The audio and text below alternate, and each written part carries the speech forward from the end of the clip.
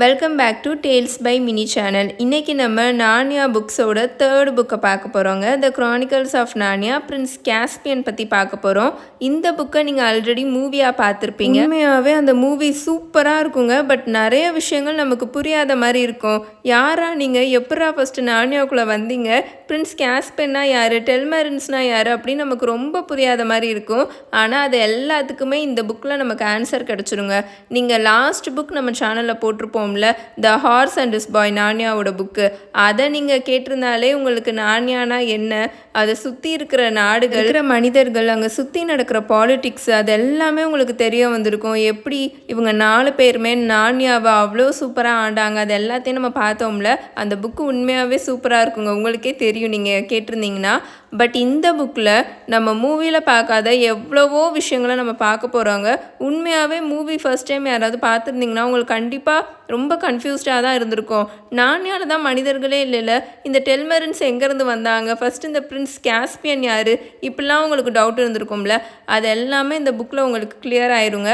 ஏன்னா Prince Caspian அவன் சின்ன வயசில் எப்படிலாம் இருந்தான், அவனோட கதை என்ன, எல்லாமே இந்த புக்கில் அவ்வளோ எலாபரேட்டாக கொடுத்துருப்பாங்க. டெல்மெரின்ஸ் யார், அவங்க எப்படி ஃபஸ்ட்டு நான்யாக்குள்ளே வந்தாங்க, எல்லாமே இந்த புக்கில் இருக்குங்க. சூப்பராக இருக்கும் உண்மையாகவே இந்த புக்கு. இந்த புக்கில் டோட்டலாக 15 சாப்டர்ஸ் இருக்குங்க. நம்ம இப்போ வேறு எதுவும் பேசாமல் டைரெக்டாக கதைக்குள்ளே போகலாம். Chapter 1, the island. ஒரு காலத்தில் 4 குழந்தைங்க இருந்தாங்க. அவங்களோட பேர் Peter, Susan, Edmund and Lucy. The lion, the witch and the wardrobe புக்கில் அவங்க ஃபேஸ் பண்ண அட்டகாசமான அட்வென்ச்சரை நம்ம பார்த்துருப்போம். அந்த மாயாஜால அலமாரியை திறந்து அந்த கதவு வழியாக நம்ம உலகத்துலேருந்து கம்ப்ளீட்டாக டிஃப்ரெண்ட்டாக இருக்கிற வேற ஒரு உலகத்துக்கு அவங்க போனதை, அங்கே போய் அவங்க எப்படி ராஜாவாகவும் நான்யான்ற நாட்டை ஆண்டாங்கன்றதை பற்றியும் நம்ம பார்த்தோம். அவங்க நான்யாவில் இருக்கும்போது பல வருஷ காலமாக நான்யாவை ஆட்சி புரிஞ்சாங்க. ஆனால் அவங்க அங்கேருந்து திரும்ப வந்தபோது இங்கே டைம் எதுவுமே சேஞ்ச் ஆகலை. அவங்க இங்கேருந்து எப்போ போனாங்களோ அதே நேரத்துக்கு திரும்ப வந்துட்டாங்க. அவங்க அங்கே போனதை யாருமே நோட்டீஸும் பண்ணலை. அண்ட் அவங்களும் ஒரே ஒரு வயசானவரை தவிர்த்து வேறு யாருக்கிட்டையும் அவங்க எங்கே போனாங்கன்ற விஷயத்த சொல்லவும் இல்லை. இதெல்லாம் நடந்து 1 வருஷம் ஆகுது. இப்போ அவங்க 4 பேருமே ஒரு ரயில்வே ஸ்டேஷனில் இருக்கிற சீட்டில் உக்காந்துக்கிட்டு இருப்பாங்க. அவங்கள சுற்றி ட்ரங்க் பெட்டிகளும் ப்ளே பாக்ஸஸும் குமிஞ்சு கிடக்கும். இன்ஃபேக்ட் அவங்க 4 பேருமே திரும்ப அவங்களோட ஸ்கூல்ஸ்க்கு போய்கிட்டு இருக்காங்க. அவங்க 4 பேரும் சேர்ந்தே தான் இந்த ஜங்ஷனுக்கு வந்தாங்களா. இன்னும் ஃபியூ மினிட்ஸில் ஒரு ட்ரெயின் வரும். அது இந்த 2 பொண்ணுங்களையும் அவங்களோட ஸ்கூலுக்கு கூட்டிகிட்டு போயிடும். அண்ட் தென் அடுத்து ஒரு ½ அன் ஹவர் கழிச்சு இன்னொன்று ஒரு ட்ரெயின் வரும். அது இந்த 2 பசங்களையும் அவங்களோட ஸ்கூலுக்கு கூட்டிகிட்டு போயிடும். திரும்பவும் ஸ்கூலுக்கு போகிறத நினச்சாலே அவங்களுக்கு ரொம்ப கடுப்பாக வருமா, ரொம்பவே நொந்து போய் உட்காந்துருப்பாங்க. யாரும் யார்கிட்டையும் பேசிக்க கூட மாட்டாங்க. லூசி இப்போதான் ஃபார் த ஃபர்ஸ்ட் டைம் அவளோட போர்டிங் ஸ்கூலுக்கே போகிறா. அந்த ரயில்வே ஸ்டேஷன் இருக்குல்ல, அந்த ஜங்ஷன், அது ரொம்ப எம்டியாக இருந்ததா. ஸோ இவங்களுக்கு அது ரொம்ப தூக்கம் வர வச்சுட்டு இருந்தது. இவங்களை தவிர அங்கே யாருமே அவ்வளோவா இல்லவும் இல்லை. பட் மூவியில் இந்த சீன்ஸை இந்த மாதிரி காமிச்சிருக்க மாட்டாங்கங்க. கம்ப்ளீட்டாக வேறு மாதிரி காமிச்சிருப்பாங்க. அந்த ரயில்வே ஸ்டேஷனே ரொம்ப கூட்டமாக இருக்கும். எட்மண்ட் வேறு அந்த ஸ்கூல் பசங்க கூட சண்டை போட்டுட்டு வந்துட்டு இருப்பான்.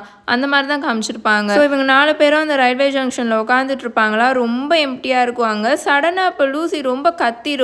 ஏதோ ஒரு குழவி அதை கொத்துன மாதிரி நல்லா கத்திருமா. என்னாச்சுலு அப்படின்னு எட்மண்ட் கேட்டுட்டு இருக்கும் போதே அவனும் அப்படின்னு லைட்டாக கத்துவான். இங்கே என்ன நடக்குது அப்படின்னு பீட்டர் கேட்க வந்துட்டு இருப்பானா. பட் அவனும் இப்போ சூசன் விடு, நீ என்ன பண்ணிட்டு இருக்க, என்னை எங்கே இழுத்துக்கிட்டு இருக்க அப்படின்னு கத்துவான். நான் ஒன்றும் உன்னை தொடவே இல்லை, யாரோ என்னை பிடிச்சி இழுக்கிறாங்க, ஓ நோ, ஸ்டாப் பண்ணுங்க அப்படின்னு சூசனும் கத்திட்டு இருக்கும். இப்போ எல்லாருமே அவங்களோட ஃபேஸை நோட்டீஸ் பண்ணுவாங்களாம், முகத்தை.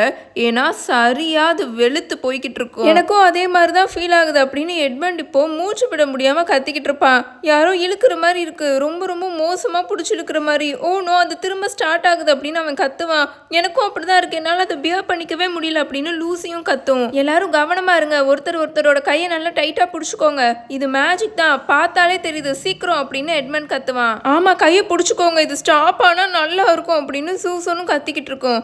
அடுத்த மொமெண்ட் அவங்களோட லக்கேஜ், அவங்க இருந்த சீட்டு, அந்த பிளாட்ஃபார்ம், அந்த ஸ்டேஷன் எல்லாமே கம்ப்ளீட்டாக மாயமாக மறைஞ்சிடும். அந்த 4 குழந்தைங்களும் ஒருத்தரோட கையை பிடிச்சிட்டு நல்லா மூச்சு வாங்கிட்டு இப்போ ஒரு காடு மாதிரி இருக்கிற இடத்துல நின்றுக்கிட்டு இருப்பாங்க. அந்த காடு மாதிரி இருக்கிற இடத்துல மரக்கிளைகள் எல்லாமே ஒன்றோட ஒன்று பயங்கரமாக ஒட்டி இருக்குமா. அங்கே நகர கூட அவங்களுக்கு இடம் இருக்காது. அந்த 4 குழந்தைங்களும் அவங்களோட கண்ணை நல்லா போட்டு தேய்ச்சிட்டு நல்லா பெருமூச்சு இழுத்து விடுவாங்க. ஓ பீட்டர், நம்ம திரும்ப நார்னியாவுக்கு திரும்ப வந்துட்டோம் நீ நினைக்கிறியா அப்படின்னு லூசி ரொம்ப ஷாக் ஆகி கேட்கும். இது எந்த இடமா வேணாலும் இருக்கலாம், இங்கே வெறும் லேண்டையே என்னால் பார்க்க முடியல. ஃபஸ்ட்டு நம்ம இங்கேருந்து வெளியில் ஓப்பனாக இருக்கிற இடத்துக்கு போக ட்ரை பண்ணுவோம், ஓப்பனாக இருக்கிற மாதிரி இடம் இருந்துச்சுன்னா அப்படின்னு பீட்டர் சொல்வான். ரொம்ப நேரமாக கஷ்டப்பட்டு அங்கே இருக்கிற மரக்கிளைகள் முள்ளுகள் இதுக்கிட்டலாம் குத்து வாங்கி கீறல் வாங்கி ரொம்ப கஷ்டப்பட்டு வெளியில் வந்துடுவாங்களா பார்த்தா அடுத்து அவங்களுக்கு அங்கே ஒரு ஆச்சரியம் காத்திருக்கும்.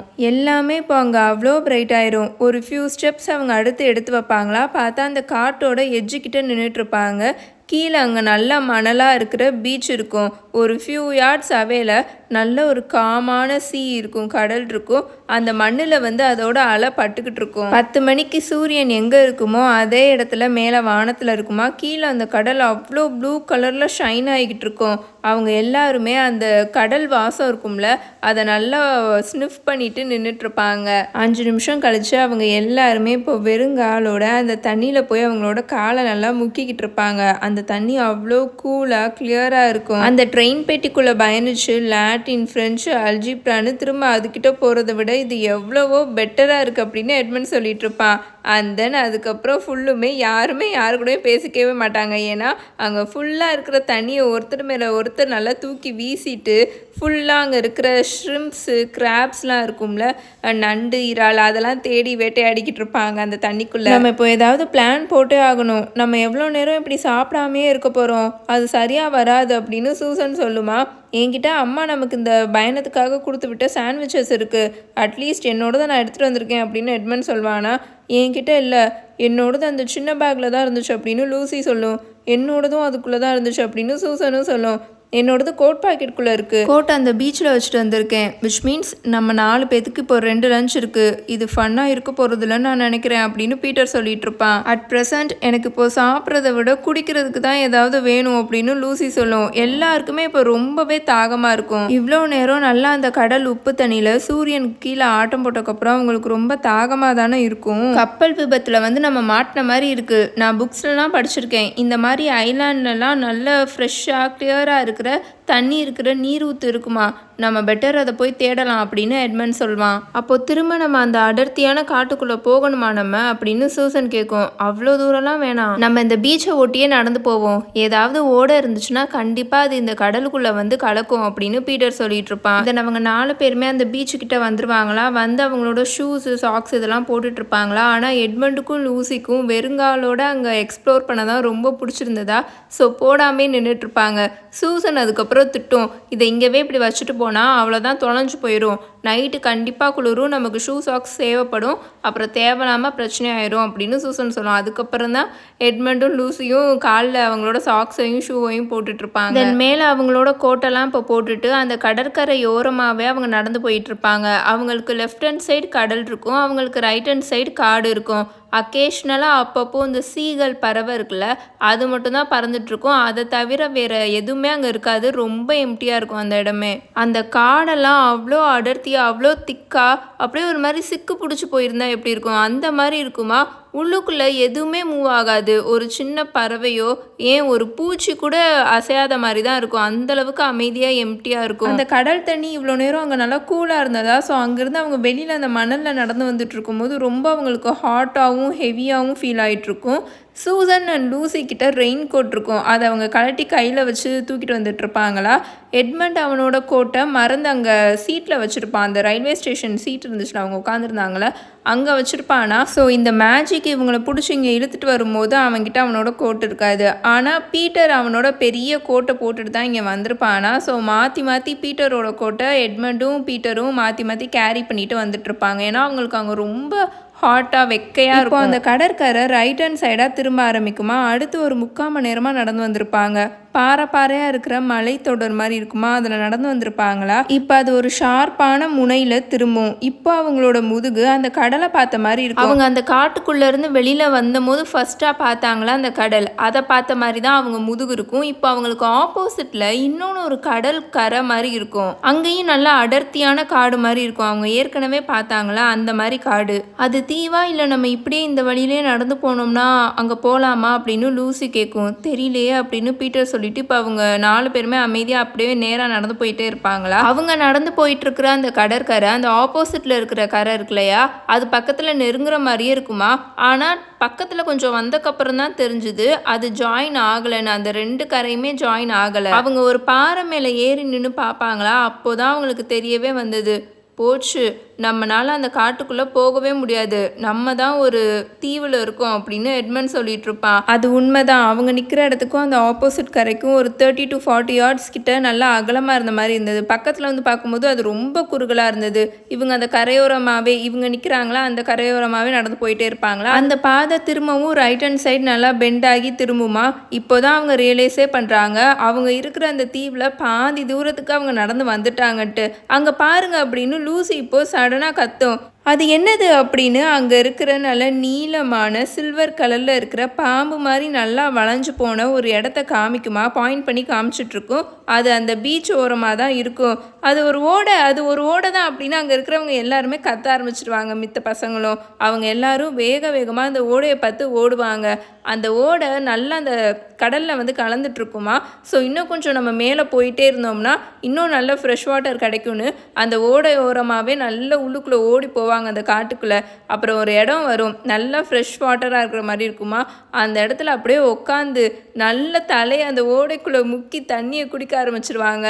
அதுக்கப்புறம் அவங்க கை கால் எல்லாத்தையும் நினச்சிட்டு இருப்பாங்க. இப்போ நம்ம சாண்ட்விச்சை சாப்பிடலாமா அப்படின்னு எட்மண்ட் கேட்பான். நம்ம பெட்டர் அதை சேவ் பண்ணி வைப்போம், அடுத்து நமக்கு எப்போ சாப்பாடு கிடைக்கும்னே நமக்கு தெரியாதுல்ல அப்படின்னு சூசன் சொல்லிட்டு இருக்குமா.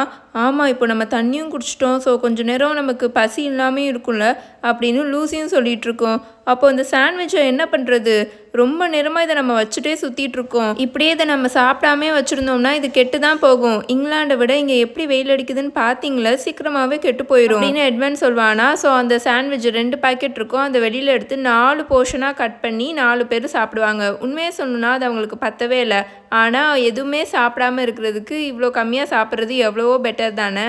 அண்ட் தென் அடுத்து சாப்பிட்றதுக்கு என்ன பண்ணலான்னு இவங்க இப்போ பிளான் போட ஆரம்பிச்சிடுவாங்களா. நம்ம திரும்ப அந்த கடற்கரைக்கு போய் அங்கே இருக்கிற இறால் இதெல்லாம் கிடச்சிச்சுன்னா நம்ம அதை பிடிக்கலாம் அப்படின்னு லூசி சொல்லும். ஆனால் நம்மக்கிட்ட தான் வலையே இல்லையே அப்படின்னு அவங்க மித்தவங்க எல்லாரும் சொல்லிட்டு இருப்பாங்க. நம்ம பேசாமல் அந்த பாறைக்கிட்ட போய் சீகளோட முட்டை ஏதாவது இருந்துச்சுன்னா அதை கேதர் பண்ணி அதை எல்லாத்தையும் எடுத்துகிட்டு வந்து சாப்பிட்லாம் அப்படின்னு எட்மண்ட் சொல்லுவான். ஆனால் அதை குக் பண்ணி சாப்பிட்றதுக்கும் இங்கே வழியே இல்லைல்ல. ஸோ அதை அவங்க எல்லாரும் சொல்லிட்டு இருப்பாங்க. பீட்டர் என்ன யோசிப்பானா, நமக்கு ஏதாவது லக் இருந்துச்சுன்னா அட்லீஸ்ட் நமக்கு அந்த எக்கெல்லாம் முட்டைலாம் கிடச்சி நம்ம ராவாவது அதை சாப்பிட்லாம் அப்படின்னு அவன் நினச்சிட்டு இருப்பானா. ஆனால் அது வாயை திறந்து சொல்லலாம் அவனுக்கு சுத்தமாக இன்ட்ரெஸ்டே இல்லை, மூடே இல்லை. சூசனுக்கு வந்து சாண்ட்விச் இப்படி சீக்கிரமாக சாப்பிட்டுட்டோமே அப்படின்னு அதை நினச்சி கவலைப்பட்டுட்டு இருக்கோம். இப்படி அவங்க மாற்றி பேசிகிட்டு இருப்பாங்களா. ஒரு கட்டத்தில் அவங்களுக்கு எரிச்சலே ஆயிரும். ஃபைனலாக எட்மண்ட் சொல்வான், இங்கே பாருங்க, நம்மளால் இங்கே இப்போ ஒரு விஷயம் மட்டும்தான் பண்ண முடியும், நம்ம இந்த காட்டை சுற்றி பார்ப்போம், எக்ஸ்ப்ளோர் பண்ணுவோம். கண்டிப்பாக இங்கெல்லாம் ஹெர்மிட்ஸு நைட்ஸு இவங்கெல்லாம் இங்கே எப்படியோ மேனேஜ் பண்ணி வாழ்ந்துட்டு தானே இருந்திருக்காங்க. அவங்க இங்கே இருக்கிற வேர்கள் அப்புறம் பெர்ரிஸ் இதெல்லாம் வச்சு தான் வாழ்ந்துட்டுருக்காங்க. என்ன மாதிரி வேர்கள் அப்படின்னு சூசன் கேட்கும். அதெல்லாம் மரத்தோட வேருன்னு தான் நான் எப்போவுமே நினச்சிட்டு இருந்தேன் அப்படின்னு லூசி சொல்லுமா. கமான், எட் சொல்கிறது சரிதான், நம்ம ஏதாவது பண்ண ட்ரை பண்ணணும், பெட்டர் நம்ம இங்கேருந்து கிளம்புவோம் அப்படின்னு பீட்டர் சொல்லிட்டு இருப்பான். ஸோ அவங்க எல்லாருமே எந்திரிச்சு அந்த ஓடையை ஒட்டியே நடந்து போக ஆரம்பிச்சிடுவாங்க. அது அவங்களுக்கு ரொம்பவே கஷ்டமாக இருந்தது. ஏன்னா அங்கங்கே இருக்கிற மரக்கிளைகளுக்கு கீழே புகுந்து போகிற மாதிரி இருக்கும், அங்கங்கே இருக்கிற மரக்கிளைகளுக்கு மேலே தாவி போகிற மாதிரி இருக்கும். அந்த நாங்கள் ஃபுல்லுமே நிறைய முள்ளாக இருக்குமா. அதுக்குள்ளெல்லாம் நுழைஞ்சு போகும்போது அவங்களோட ட்ரெஸ் எல்லாம் கிழிஞ்சு போகும். அந்த ஓடையிலேருந்து வர தண்ணி இந்த பக்கமும் அந்த பக்கமும் ஓடிக்கிட்டு இருக்குமா. ஸோ அந்த இடம் எல்லாமே ரொம்ப ஈரமாக இருக்கும். அதுக்குள்ளெல்லாம் அவங்க காலை விட்டுருவாங்க. ஸோ அவங்க காலும் ரொம்ப ஈரமாக சொதன்னு தண்ணியாக ஆயிரும். அவங்க ரொம்பவே டயர்டாக ஆரம்பிச்சிடுவாங்களா. அப்போ தான் அவங்களுக்கு நல்ல டெலிஷியஸான ஸ்மெல் வந்துட்டுருக்கும். நல்ல பிரைட் கலரில் இருக்கிற வெளிச்சமும் அவங்களுக்கு அந்த ரைட் சைட் கரைக்கு மேலேருந்து வந்துட்டுருக்கும். அது ஆப்பிள் மரமா அப்படின்னு லூசி ரொம்ப ஷாக் ஆகி கேட்கும். ஆமாம் அப்படின்னு சொல்லிட்டு அவங்க வேகமாக அந்த மரத்துக்கு பக்கத்தில் ஓடுவாங்க. அது நல்லா பழைய மரமாக இருக்கும். அதில் ஃபுல்லாக நல்லா ஹெவியாக பெருசாக எல்லோ அண்ட் கோல்டன் கலரில் இருக்கிற ஆப்பிளாக தொங்கிட்டு இருக்கும். அவ்வளோ ஃபேமாக அவ்வளோ ஜூஸியாக இருக்கும் பார்க்குறதுக்கே. வேகமாக அது எல்லாத்தையும் பிடுங்கி சாப்பிட ஆரம்பிச்சிடுவாங்க. இங்கே இந்த ஒரு மரம் மட்டும் இல்லை, அங்கே பாருங்கள், அங்கேயும் பாருங்கள், இன்னொன்று இருக்குது அப்படின்னு எட்மண்ட் இப்போ கத்திட்டு இருப்பான். இங்கே என்ன டசன் கணக்கில் இருக்குது இந்த மரம் அப்படின்னு சூசன் 2வது ஆப்பிளை பறித்து சாப்பிட்டுட்டே சொல்லிட்டு இருக்கோம். இங்கே இதுக்கு முன்னாடி ஆப்பிள் தோட்டம் இருந்திருக்கும் போல். பல வருஷத்துக்கு முன்னாடி இந்த இடமே இப்போ காடா மாறுறதுக்கெல்லாம் முன்னாடி அப்படின்னு சொல்லிட்டு இருக்குமா. அப்போ முன்னாடி இந்த தீவில் ஆட்கள்லாம் இருந்திருக்காங்க போல அப்படின்னு பீட்டரும் சொல்வான். அண்ட் என்னது அது அப்படின்னு லூசி அவங்களுக்கு முன்னாடி இருக்கிற எதையோ ஒன்று கையை நீட்டி காமிச்சு சொல்லிட்டு இருக்கும். அது ஒரு செவரு, பழைய கல் சுவர் அப்படின்னு பீட்டர் சொல்லிட்டு இப்போ அவங்க 4 பேருமே அங்கே இருக்கிற பிரான்ச்சஸ்க்கெலாம் நடுவில் புகுந்து அந்த செவரு முன்னாடி வந்து நிற்பாங்க. அந்த செவரு ரொம்ப ரொம்ப பழமையான செவராக இருக்கும். அங்கங்கே உடஞ்சி போயிருக்கும். அதில் ஃபுல்லுமே செடியும் கொடியுமா வளர்ந்து அப்படியே படர்ந்து இருக்குமா. அங்கே இருக்கிற மரங்களை விட அது நல்ல உயரமான சுவராக இருந்தது. பக்கத்தில் வந்து பார்ப்பாங்களா, அங்கே ஒரு பெரிய ஆர்ச் இருந்தது. முன்னாடி அந்த இடத்துல கேட் இருந்திருக்கும் போல. அங்கே ஃபுல்லுமே இப்போது பெருசு பெருசாக ஆப்பிள் மரமாக வளர்ந்துருந்ததா. அங்கே இருக்கிற ஒரு சில பிரான்ச்சஸ் எல்லாம் கிளைகளெல்லாம் உடச்சிட்டு தான் அவங்க உள்ளுக்குள்ளவே போகிற மாதிரி இருந்தது. அவங்க அதை உடச்சிட்டு உள்ளே போயிட்டு இருக்கும் போதே அவங்களுக்கு நல்ல கண்ணு கூச ஆரம்பிச்சிடும். ஏன்னா சடனாக அந்த பகல் வெளிச்சம் ரொம்பவே அங்கே பிரைட்டாக வர ஆரம்பிச்சிடும். அவங்க நல்லா பெருசாக இருக்கிற ஒரு ஓப்பன் பிளேஸில் இருப்பாங்க. சுற்றி அங்கே சுவர்களாக இருக்கும். இங்கே மரம்லாம் இல்லை, ஆனால் குட்டி குட்டியாக புல்லாக வளர்ந்துருக்கும். டைசீஸ் இருக்கும், ஐவி இருக்கும், நல்ல கிரே கலரில் சுவர் இருக்கும். இங்கே நல்லா பிரைட்டாக ஆனால் ரகசியமாக ரொம்ப அமைதியான இடமா இருந்தது. அதே சமயம் ரொம்ப சோகமாக இருக்கிற மாதிரி இருந்தது அந்த இடமே. அவங்க 4 பேரும் இப்போ அங்கே நடுவில் வந்து நிற்பாங்க. அவங்களால இப்போதான் கைகாலை நல்லா அசைக்கவே முடிஞ்சுது, நல்லா நிமிர்ந்து நிற்கவும் முடிஞ்சுது.